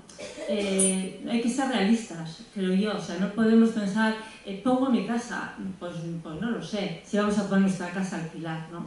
Entonces, yo creo que también hay que ver los problemas migratorios que se van a dar y que probablemente puedan ir aumentando, ¿no? Entonces, yo creo que también habría que, sobre todo en vosotros, que tenéis conciencia de los problemas, que sabéis de esto, me gustaría saber vuestra opinión sobre cuáles pueden ser las amenazas a que haya una migración ordenada y acogedora, ¿no? Sí, yo te agradezco la aportación y el comentario. A ver, realmente das un salto triple, mortal, quiero decir. Estamos hablando de políticas de acogida y tú ya has saltado a la política de extranjería. No voy a entrar tanto ahí, pero sí me quedo con una parte muy importante, que es la mirada buenista no realista, que no contemple toda la complejidad que tiene tanto la realidad migratoria como la convivencia, no ayuda. En eso estoy de acuerdo contigo. Yo creo que tenemos que tener capacidad crítica y creo que tenemos que trasladar los debates con la complejidad real que tienen. Y yo creo que en esta sociedad en eso estamos muy polarizados. Los defensores, por decir así, de la realidad migratoria, de los efectos positivos, nos queremos centrar y queremos exponer como que la diversidad y la interculturalidad es maravillosa y no genera ninguna dificultad ni problema. Y hombre, pues maravillosa sí, pero hay que gestionarla. Y es muy compleja y genera dinámicas de convivencia complejas. Y yo en mi casa, que elijo con quién vivo y que son mis hijos y mi mujer, tengo dificultades de convivencia. Y el que no, que levante la mano. O sea, si tú convives en un entorno mucho más plural, mucho más diverso, mucho más amplio y encima no eliges con quién, pues eso se multiplica, no voy a decir al infinito, pero por mucho. Y eso hay que gestionarlo. Y socialmente tenemos que establecer las herramientas y las dinámicas que nos permitan hacerlo. Y la complejidad religiosa, y la complejidad cultural, y la complejidad complejiza, o sea, no hay duda, no hay duda. Y tenemos que hablar sobre ello. Tenemos que hablar sobre ello y tenemos que darnos acuerdos sobre ello. Yo tengo una pregunta sobre el permiso de trabajo. Yo conozco gente como estos compañeros que han hecho incluso... Igual, o sea, por centrar la mirada en quién está hablando, es que si no... gracias. Vale. La pregunta es sobre el permiso de trabajo.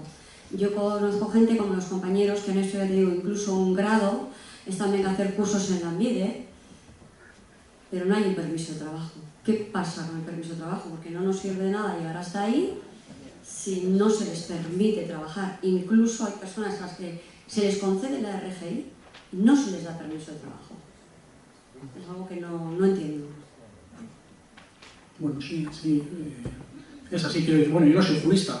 Juan Luis, que antes ha planteado, seguro que tiene una respuesta basada en la realidad jurídica mejor que la mía, pero vamos, básicamente a día de hoy la que establece el acceso al permiso de residencia y trabajo es la Ley de Extranjería, es una competencia de ámbito estatal, están ahí en negociaciones actualmente si se va a poder desarrollar una parte de esas competencias en el ámbito de la Comunidad Autónoma Vasca, pero básicamente lo que establece de forma muy genérica es que hay que mantenerse 3 años de estancia ininterrumpida, 2 actualmente, me corrigen, ¿no? Es que se ha modificado relativamente hace poco, pero bueno, ya un tiempo como para que lo conociese, pero bueno, 2, y con los procesos formativos incluso también puede ser en 1, ¿no? Si estás en un proceso formativo de ciertas características, etcétera, etcétera. Tienes el permiso de residencia y en caso de tener un contrato laboral, una propuesta seria, no una oferta, tiene que ser algo que se vaya a cumplir posteriormente en ciertas condiciones, ese permiso de residencia se puede convertir o lo pueden transformar en un permiso de residencia y trabajo. En un contexto como el actual, pues que un empresario esté esperando 3 o 4 meses a que la persona pueda hablar con el ministerio correspondiente para que le haga la modificación del permiso de residencia, permiso de residencia y trabajo, etcétera, etcétera, pues imaginaros lo que supone, ¿no? Es complejo, es complejo. Hola, por aquí estoy yo, con el mando. Bueno, yo lo que quería hacer era más como un llamado de atención pues a la opinión mediática, no a la opinión pública, que la confundimos. Pero creo que los medios no están ayudando con el tema de la migración, de los migrantes, de lo que se dice, ¿no? En general y en particular. Y yo creo que esto cala y está calando mucho en las redes sociales, cala en los jóvenes, en diferentes generaciones y generaciones, desde mayores hasta muy jóvenes, pero creo que tenemos que hacer algo desde el lado contrario, ¿no? Desde pues donde queremos aportar algo, ¿no? Si lo queremos ver también como algo, pues como un derecho, ¿no? Entonces no sé qué se puede hacer, pero hay que hacer algo, porque creo que es peligroso y han pasado cosas ¿no? Ha habido ejemplos, lo que ha pasado en, lo que sé, por poner un ejemplo, pero lo de Torre Pacheco y luego más cosas. Entonces, pues no sé qué se puede hacer, no sé qué... Eso. Yo creo que estáis dando grandes ideas a Sinope para que siga generando nuevas charlas. Esta es otro melón. Por ahí veo a Xavier y en la dinámica de ZAS, etcétera, etcétera, pues han hecho recientemente una reflexión sobre esta realidad. O sea, claramente los medios de comunicación bueno, pues establecen líneas que de alguna forma llegan al entorno mayoritario de la sociedad y generan pensamiento. Bueno, pues cómo establezcamos esas líneas de pensamiento y el impacto que puedan tener, pues lo generamos entre todos, pero algunos con más responsabilidad. En este caso los medios de comunicación son fundamentales. Hay que cuestionarse también a quién responden y qué medios utilizamos. O sea, quiero decir que ahí también nuestra selección de cuáles son los elementos que utilizamos para informarnos. Pero no hay duda, sí. Hola, es que ricasco, Asier, Shukran, por vuestras palabras y por compartir vuestra experiencia. Como ha habido una apelación a ser realistas, voy a ser realista. El porcentaje de migración a nivel internacional es un 3%. Solo hay un 3% de la población mundial que migra. De turismo es un 25%, digo, para que nos hagamos ideas. Y con la cuestión de África, por no alimentar ese discurso de parece que África es una ola que se nos viene encima, la mayor parte de las migraciones son sur-sur. La mayor parte de migraciones en el continente africano se produce entre países africanos, no de África a Europa. Por Ceuta y Melilla entra el 3% de la migración que llega a nuestro país. Eso es realismo y eso ayuda también a comprender que no debería ser tan difícil llevar a cabo políticas como las propuestas que ha lanzado aquí Asier, ¿no? Y existe un pacto mundial para una migración segura, ordenada y regular, al cual podéis acceder porque está en todas partes. No es el pacto de la Unión Europea, es otro pacto realizado por personas expertas en materia de migración, que por supuesto no obliga a nada, con lo cual no se implementa, pero digo, por si interesa, pues para que se conozca. Es que ricasco, Andrea. La verdad es que esto es una maravilla, de generar un diálogo, O sea, aquí está bien la mesa, pero encantado de un Andrea, un Juan Luis, que van aportando desde su materia de conocimiento, que es mayor que la mía. Yo trabajo en lo técnico, en el acompañamiento del día a día, y aquí hay miradas que tienen, pues eso, un nivel más elevado, con una capacidad de visión más global. Así que es que ricasco. Sí. Hola, bueno, yo quería intervenir, gracias también por Shukran, a los participantes, que pensaba que el planteamiento de este diálogo era más local y por eso también me gustaría un poco volver a lo local para decir o transmitir una experiencia de éxito, como dicen, al igual que la compañera que hablaba de la acogida de este maliense en casa, de una experiencia de alquiler a magrebíes durante 5 años a través de una asociación Boistiri de éxito, y que funciona y que no hay ningún problema, o que no hubo ningún problema. Por lo tanto, que también en esas, pues igual podemos ir abriendo también nuestra mentalidad. Bien, junto a eso quería hablar de otra cosa también en lo local, pero en lo local más referido al papel que ahora les toca. Había un artículo recientemente a propósito del tiempo de los políticos, creo que se titulaba, y que venía a hablar de la relatividad del tiempo, y lo relacionaba con esa frase de que, de una semana sin pan, que se me hizo más largo que una semana sin pan, y criticaba de alguna manera el tiempo de los políticos y el tiempo de los migrantes, el tiempo del que lo pasa mal y el tiempo del que está feliz como en su despacho y tarda 2 años en decidir o en hacer una recomendación. Este es un tirón de orejas para nuestros políticos, los de aquí. Eudel ha tardado 2 años en hacer esta recomendación. Y entonces el artículo lo traigo así un poco, pues bueno, porque todos tendremos y todos votamos y todos hablamos con gente que está en concejalías o que tiene alguna responsabilidad al final sobre este tema, y para que presionemos de alguna manera, en la medida que podamos, para decir que ese tiempo, el tiempo real, cuando te duele, tienes un cólico y estás en la urgencia, un minuto de espera, no sé si alguien conoce el dolor así de cerca, sabe lo que es un minuto. Y el que está en la calle, el que está en una tienda de campaña pasando frío ahí, sabe lo que es el tiempo. Y no es el mismo el nuestro, que estamos cómodamente en nuestras casas calentitos. Y entonces, que presionemos para que conviertan efectivamente esas recomendaciones en un padrón social y pasen a ejercerlo en todos los municipios para que no se den estas situaciones. Y está en nuestras manos, porque además, si hay que hablar de los políticos, que siempre lo decimos como en general, como si todos son iguales, y no son todos iguales. Pero, a ver, aquí hay una mayoría, hay un gobierno que lleva 200 años, por Dios. Hay mayoría y entre dos la forman.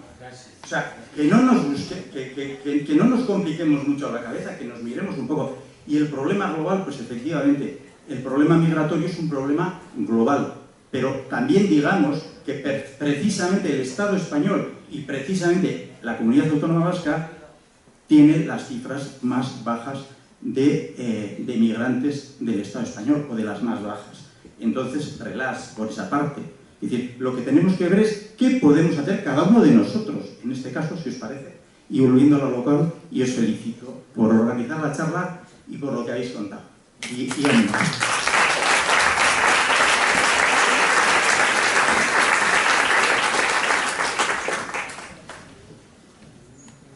Bueno, yo quería añadir a la pregunta que hizo la compañera de lo del permiso de trabajo, que el 28 de mayo sí cambió la ley y ya no eran 3 años, sino eran 2. Cuando tú estás 2 años empadronado, porque si no tienes padrón no existes, ahí empieza la tarea fuerte. Tienes que hacer cursos y en esos 2 años puedes acceder al arraigo social, al arraigo sociolaboral o al formativo, pero tienes que estar 2 años empadronados. A partir de ahí solicitas a extranjería ese arraigo y bueno, se tarda muchísimo tiempo. ¿Cuál es la diferencia, por ejemplo, de los malienses? Que su país está en guerra y nada más que llegan, pues acceden a la protección internacional. Llegan con la protección internacional y a partir de unos meses, que bueno, pues pueden transcurrir como mucho 5 meses que les dan esa protección internacional, ahí ya todo es mucho más fácil. Ahí ya empiezas a hacer cursos y ya tienes el permiso de residencia y el permiso de trabajo. Y desde que haces los cursos, pues ya haces tus prácticas en empresa, cosa que los que hacen en el arraigo social o formativo no la pueden hacer, y la empresa, si está contento contigo, pues te coge. Así de fácil es la protección internacional. Si todos estos chavales cuando llegan se les diese esa facilidad de no estar años y años para solicitar un arraigo social, un arraigo formativo. O sea, yo tengo la experiencia de al tener un maliense en casa que toda su red de amigos están trabajando. Todos. Y lo puedo, vamos, todos están trabajando. Todo es relativo, yo matizo. Las realidades son más complejas. Quiero decir, la realidad de la solicitud de protección internacional en sí misma también es muy compleja. Sí es verdad que tiene unos sistemas de apoyo específicos y un acompañamiento jurídico diferente a la migración no vinculada al sistema de... Sí, CEAR les acoge, pero por ejemplo, bueno... Pero bueno, quiero decir que ahí hay que ver también qué reconocimiento está dando el Estado español, en qué porcentaje reconoce el Estatuto de Protección. O sea, es muy complejo. Tú has presentado una realidad que es real, que es la de estos compañeros malienses, pero si entrásemos en la realidad de solicitud en el ámbito de África, hay muy pocos países que se está reconociendo. Sí, pero Mali porque está en guerra. Y al estar en guerra se les... pero bueno, si fuese así por los senegaleses, marroquíes, al final lo que queremos es que que estén trabajando, que vivan.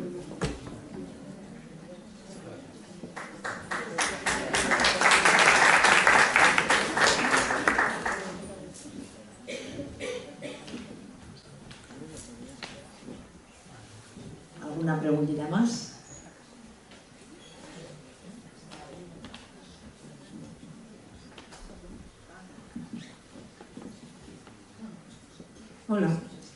Bueno, yo más que una pregunta, y después de escucharos a algunas personas, he leído estos días que un catedrático de la Universidad de Sociología del País Vasco, con un nombre que desde luego podría ser árabe, lo desconozco porque quiero decir que no distingo, ¿no? Pero desde luego no era nacional.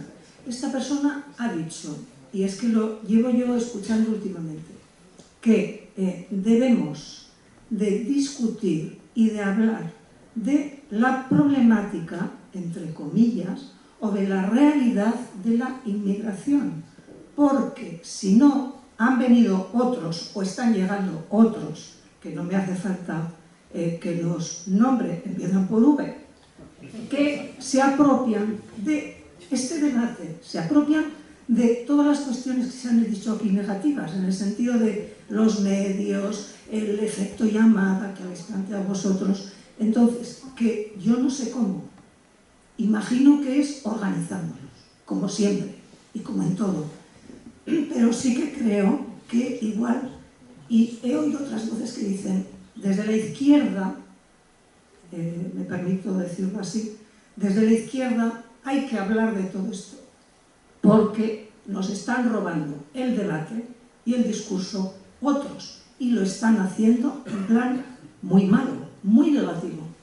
Bueno, pues era esta aportación que me ha parecido que en este foro me parecía importante comentarlo. Y luego otra cosa, soy amiga de Sinope y es de las charlas que a mí particularmente más me han emocionado, me han enseñado y me dicen que el camino para una organización quizá como Sinope pues es hablar de lo local, como decía él, ¿no? de lo que nos pasa, de lo que ocurre alrededor.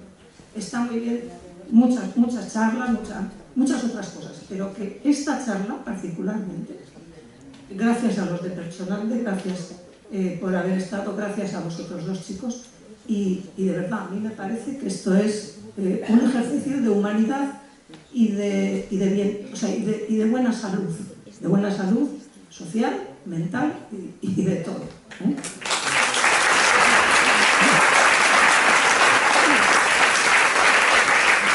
Pues gracias a ti por los comentarios que has hecho, y yo sé recoger alguna cosa. Ya digo, yo no he participado tanto como otros espacios que trabajan más específicamente en estos ámbitos de comunicación, etcétera, que también salían antes, pero sí es verdad que el debate bueno, está siendo secuestrado, por decirlo de alguna manera, y además muy intencionadamente, muy negativamente, recogiendo datos que no son veraces. Por eso la importancia también que antes Andrea apuntaba, ¿no? Conocer los datos, ir a las fuentes, por lo menos para las personas que realmente nos importa esto, porque sí es verdad que ese tipo de relato, podamos decir populista, que se basa en los miedos, que se basa en la distorsión de la realidad, etcétera, etcétera, al que quiere creer eso no le convences por presentarle el dato real. Pero aquellas personas que honestamente queremos acercarnos a esta realidad, como decía desde el principio, con toda su complejidad, y sabiendo que no hay una respuesta buena, que la respuesta buena será la que construyamos entre todos como sociedad para ir generando una nueva realidad, ese debate nos lo tenemos que dar entre todos. No podemos dejar que lo secuestren a través de la mentira, de la manipulación de los datos o de una gestión muy interesada, particular, de una pequeña parte de la sociedad, pero que es muy contagiosa y que se va de alguna forma, no sé cómo decir, contagiando o dimensionando en la medida que nosotros dejamos y no nos damos el debate honesto.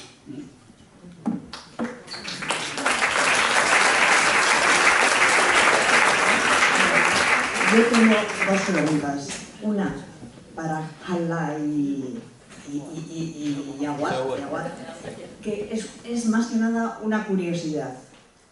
Me tenéis que decir la verdad, no me tenéis que decir bien, todo muy bien, no, la verdad. podéis no responder también. También podéis no responder, pero ¿cómo somos los vascos? ¿Os hemos acogido bien? No os hemos, como sociedad, no personal, que ya sabemos que os tratan genial, sino la gente de la calle. Esa es una cosa. Y Asier, otra pregunta, ya que estamos aquí, tanta gente, ¿cómo podemos ayudar? Los que no somos de personal, ¿en qué podemos ayudar? ¿Qué podemos hacer? Aprovecha. Lo que voy a decir a la gente depende, ¿sabes? Si eres bueno, toda la gente van a respetar. Te respetan, ¿sabes? Si eres malo, ven una vista mala.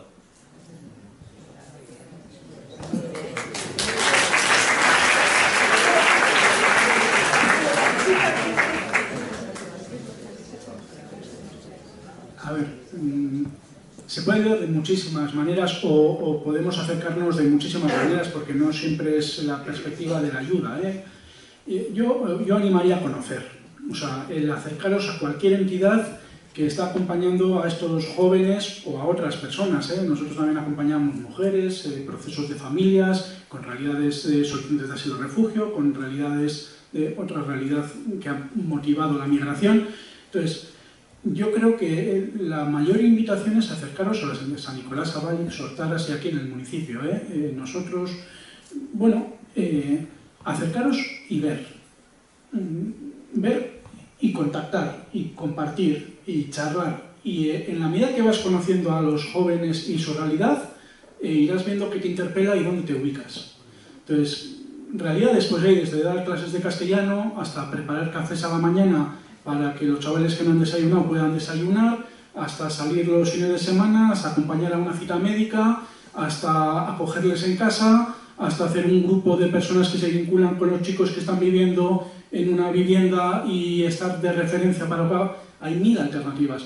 El asunto es que nos mueve a nosotros, porque al final no es una cuestión de tengo que hacer, es qué me mueve a acercarme y dónde me encuentro a gusto. Y aquí veo caras que de todo lo que he dicho hay personas que hacen de todas estas cosas. Algunas, todas, otras solo una de esas cosas. Unos vienen 5 días a la semana y otros solo vienen 1 hora. Entonces hay posibilidades 1000, pero sobre todo para mí lo maravilloso es poderles conocer y que nos permiten acompañarles. O sea, eso es un regalo. Y un problema, porque engancha. Bueno, pues tenemos que ir finalizando. Muchísimas gracias, de verdad, a los tres. No, a vosotros, a vosotros. Nosotros estamos aquí. Vosotros